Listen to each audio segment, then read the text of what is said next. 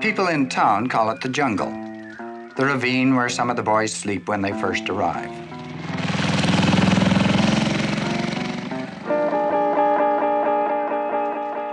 But they're not hobos. They're fellows who've run through their money and haven't got a job. And they've heard that if they get down to Delhi, Ontario at the end of July, they can make a fortune.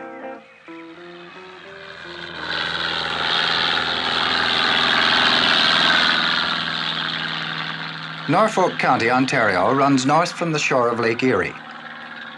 In some parts of it, the soil is so sandy that farmers used to steer clear of it.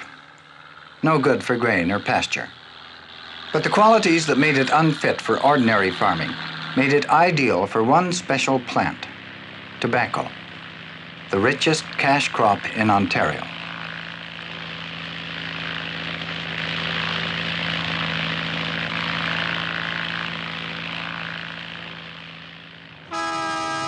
In the center of the area, the town of Delhi, population 3,500.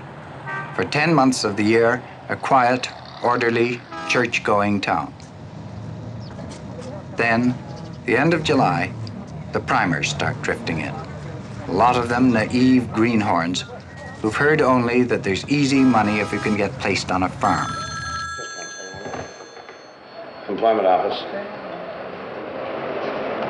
Yes, ma'am. Some are experienced in tobacco and come in year after year from Quebec, the southern states, the Maritimes. Others arrive without an inkling of what they're up against. These chaps are willing to work, but they have no experience. Which one? Those two? These two here. What kind of language do you speak? French and English. French and English. They speak English. It's okay if somebody willing to learn, to try. So willing to work, that's what they're up Yeah. for, and but they have no experience in tobacco. If they're willing to work, they can work. Because everybody have to learn, one time. Just have to show them, not explain to them how they can work.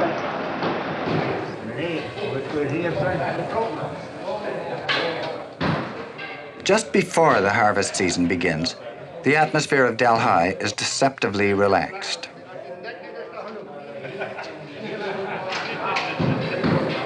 On Saturday night, the Belgians compete in their national sport. It was Belgians 30 years ago who first took a chance on tobacco growing in these parts, and many have prospered mightily, though it's one of the chanciest crops in Canada.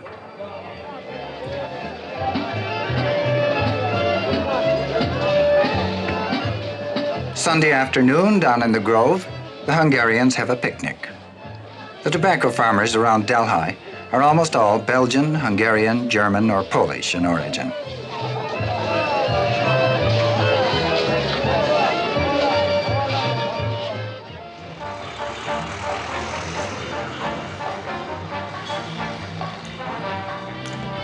In the towns, the newcomers just hang around waiting.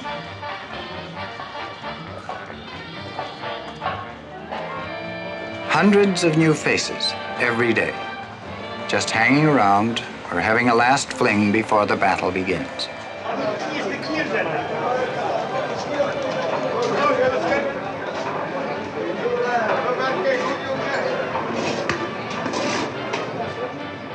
The veterans tell stories of other years.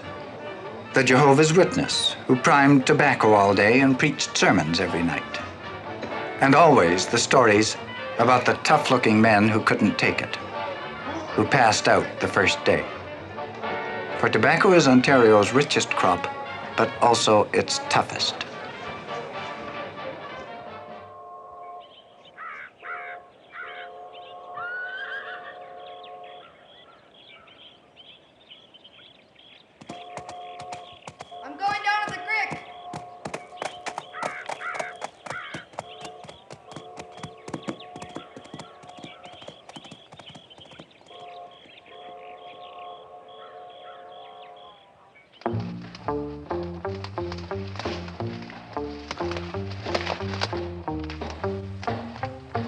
You plant tobacco by machine, you can cultivate it by machine, but come harvest time, you bend your back and get to it, for no machine has yet been devised to harvest tobacco.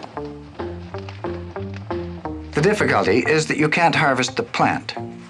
You have to pick one leaf at a time when that leaf is ripe.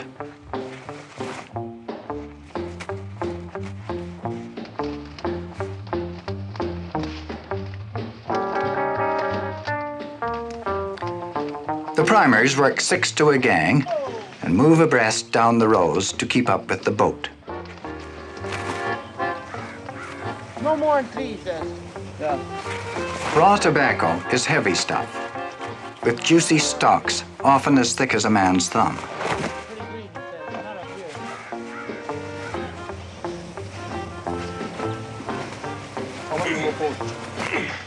The moment one boat's loaded, another takes its place, for the essence of the operation is speed.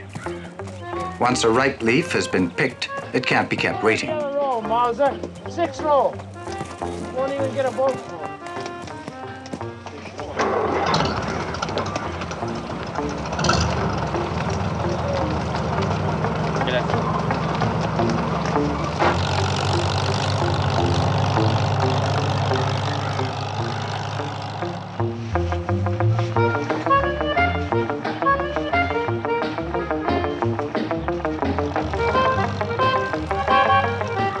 All day long, the boats keep feeding the table gang. Each day, the gang has to make up 1,250 sticks of tobacco, and the tires make 20,000 knots before sunset.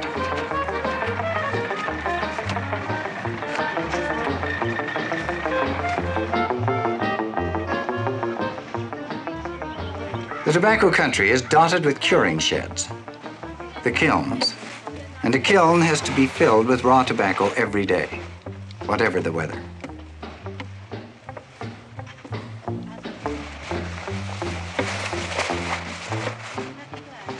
Then the kiln's closed up, and the rest is up to the cure man.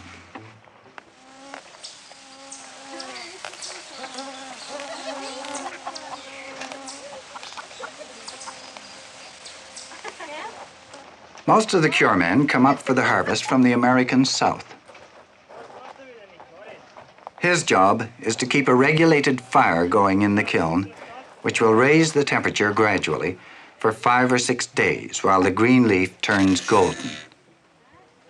And if he makes a mistake, the farmer's lost $1,500 worth of tobacco. We might have to go way up there. See that field? The basic problem in the harvest is manpower. There was a time when men begged and fought for the chance to get a job priming tobacco. But the day of the migrant laborer in Canada is just about over. Where once the problem was too few jobs for too many hands, now it's where to find them and how to keep them. The best way to keep a gang happy, of course, is to set a good table.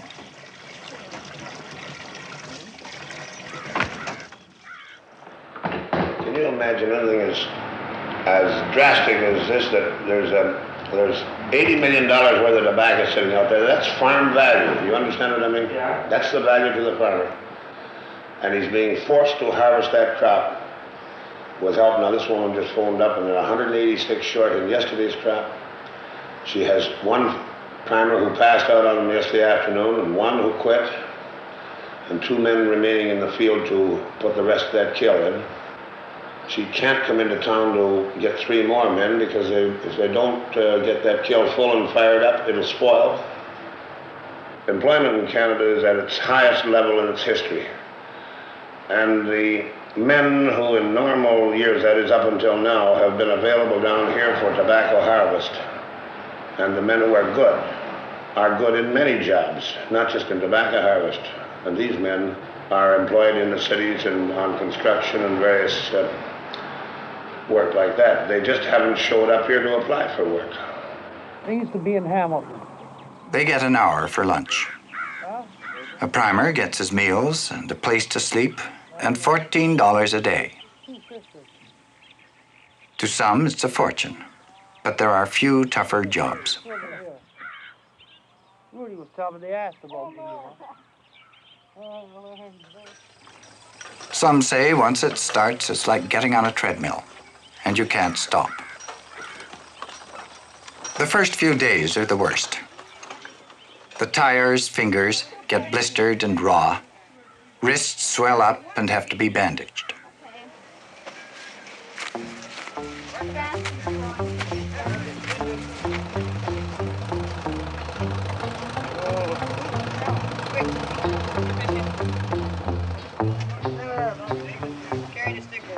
It's mainly women and girls who work on the table gangs. A few boys. But the work is so hard, they're paid as much as the primers in the field. The first few days are the hardest for the men, too. They say the trick is, once you bend over and get going, stay that way. Don't keep straightening up, because that's what gets you in the back.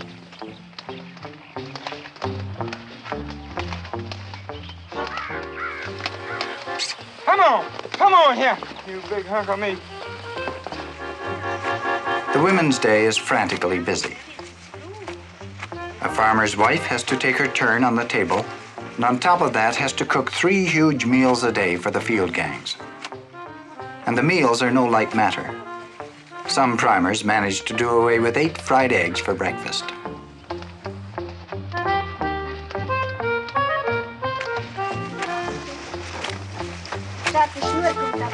Schau wieder langsam, das ist so einfach.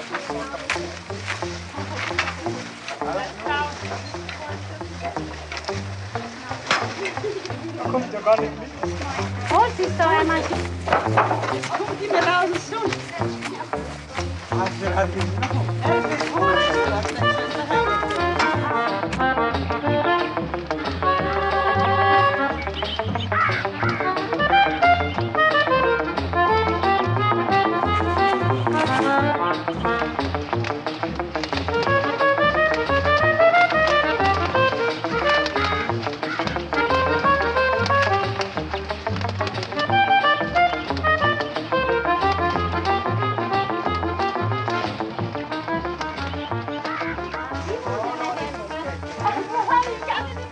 It's not just the physical labor that's hard.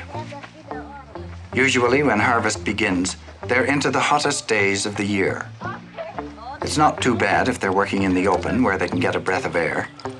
But down in the rows, it's murderous sometimes. The leaves choke off any sign of a breeze there might be, and it gets stifling. 100, 110, 120 degrees even down there in the sun. But they've got to keep going.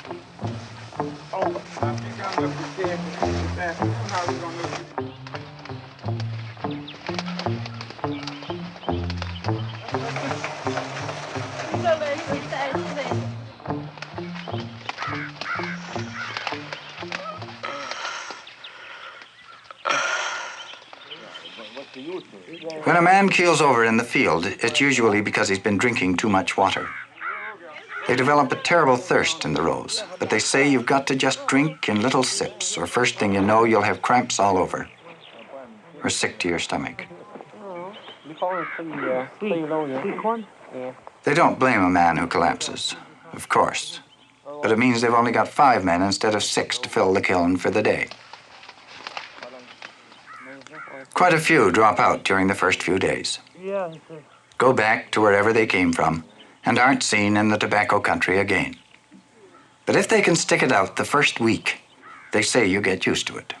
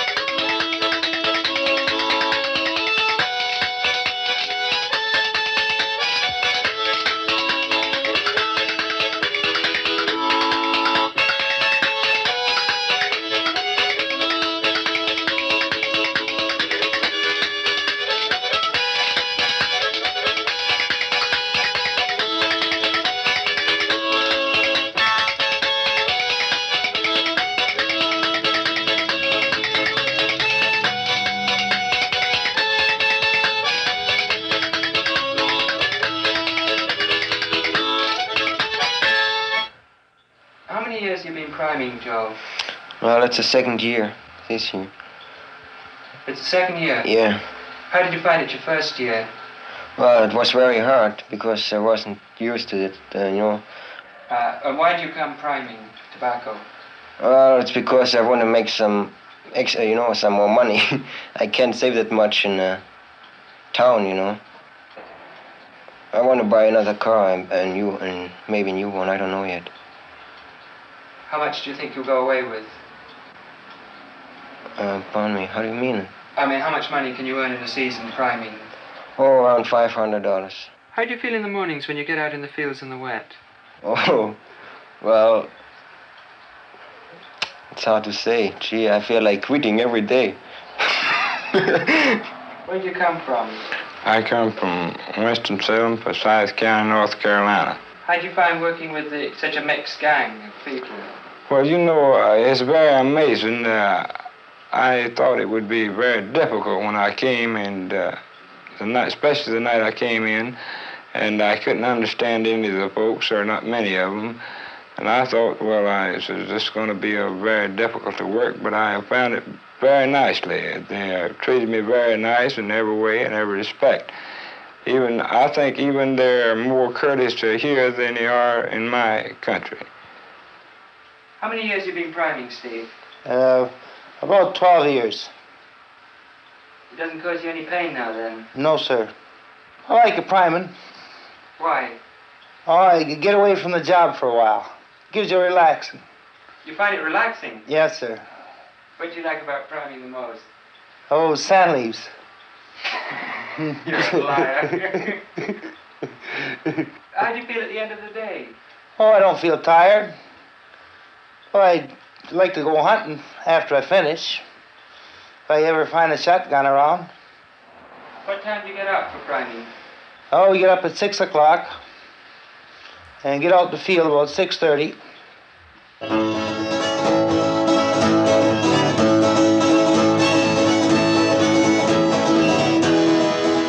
Most gangs bed down in a barn. Occasionally, a couple of gangs get together for some entertainment, but they turn in early, morning's not far away.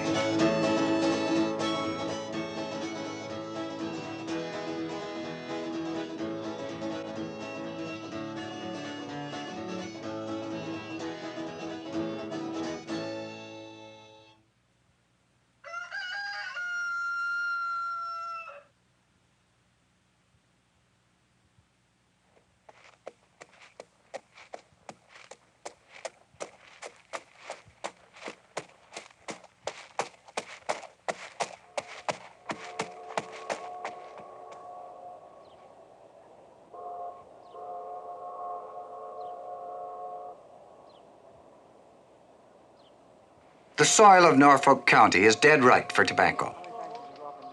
The loose, sandy loam that absorbs heat so quickly in the daytime cools off just as fast every night. So when the primers hit the fields in the morning, they're bathed in mist and fingers get numb from cold dew that sits in the leaves.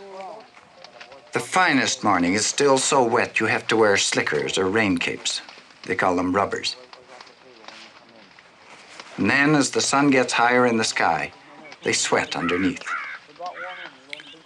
Uncomfortable for men, but the lucky combination of heat and cool and moisture is what the tobacco plant thrives on. When growing conditions are really good, the plant flourishes so exuberantly, it puts out shoots called suckers. And the suckers need to be nipped out by a special gang so that the life of the plant can flow completely into the leaf that is so profitable.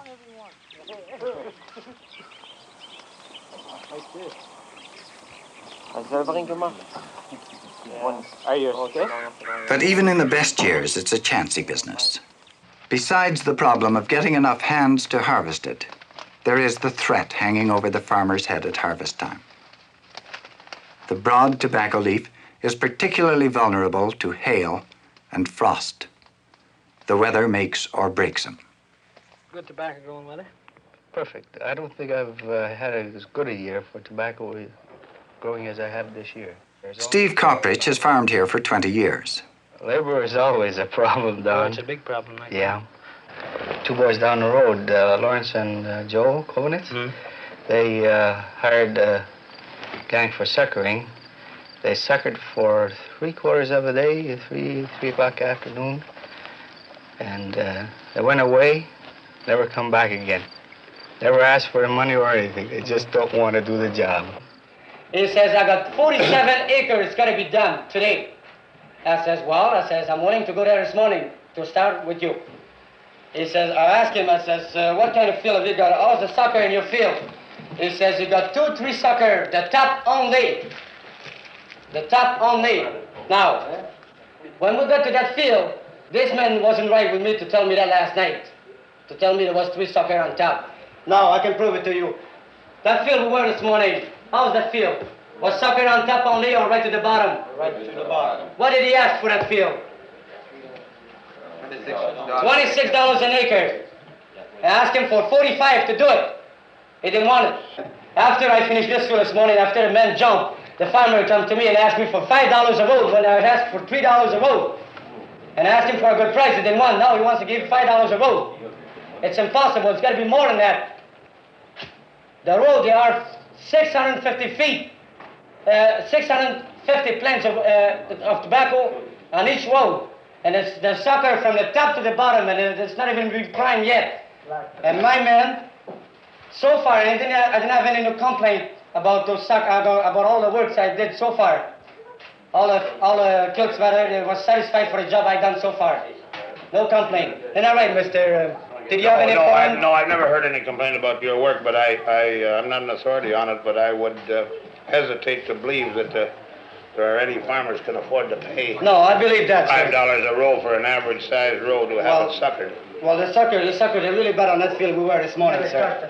And if they could sell the suckers, I would say yes, but since there's no profit in suckering, in suckers themselves, it depends on the tobacco they get off their crops. We don't blame nobody for the sucker this year.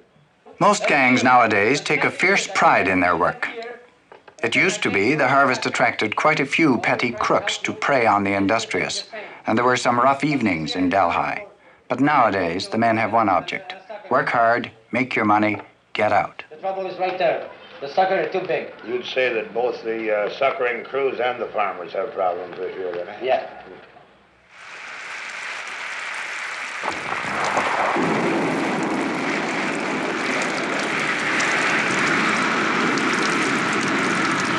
Come here, baby.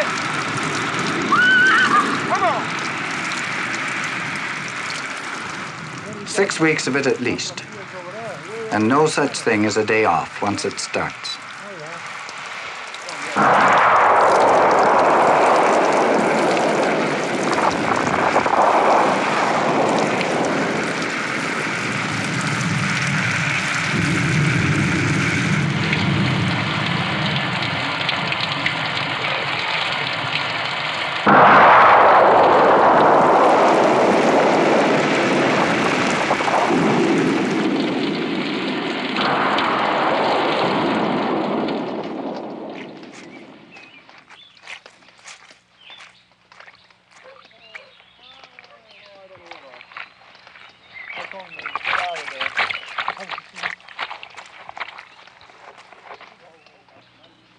Almost any storm during the harvest season is a cause for worry.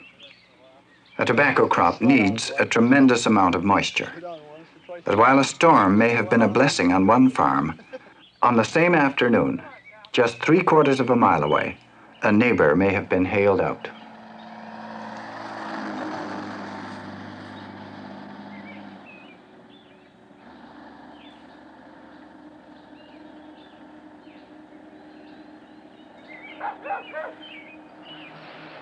Well, gentlemen, my experience in this tobacco business, the hail is one of the most costly and destructive things that we ever had so far as human nature is considered in agriculture. It's a thing that you can start out with the hope of becoming a wealthy man and end up in a pauper's grave. I lost between $7,000 and $8,000 in 2 minutes yesterday. If there had been no hail into this plant, and these leaves like this were not broken, that's what you could call the cream of the crop. That is in the plant to get you very choice of smoking tobacco, your cigar tobacco, and also your pipe tobacco. There's no healing process for this. It's just a teetotal loss. That is so far as the tobacco is concerned. This crop here is my 7th one yet. 7 times before this. You're unlucky.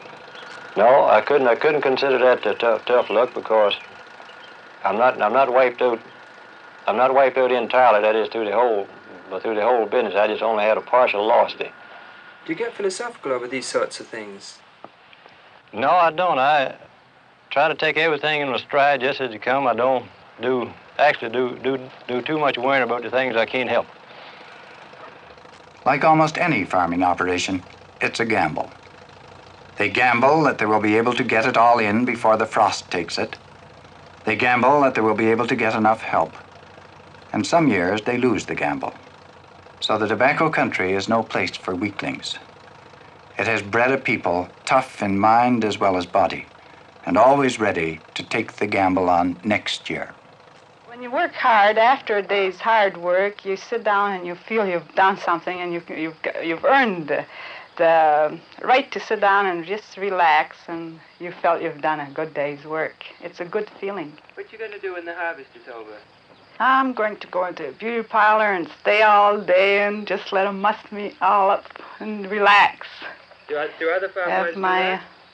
Most of them after the harvest do just that. Relax for a day in the beauty parlor, do the nails, hair, and just relax. And the bologna was kind of moldy. So I worked that day there, and then I quit. I went up and told the farmer. I told him why I quit. I says, I'd like to work for you, but I says, the meals ain't my satisfaction. I says, I don't want no steaks or that, but I want decent meals when I'm working out there. I mean, you can quit. They can't force you to stay. What's it take to make a good tobacco worker? A good strong back. A good strong back. Just to keep at it? That's all. Just keep down, keep going.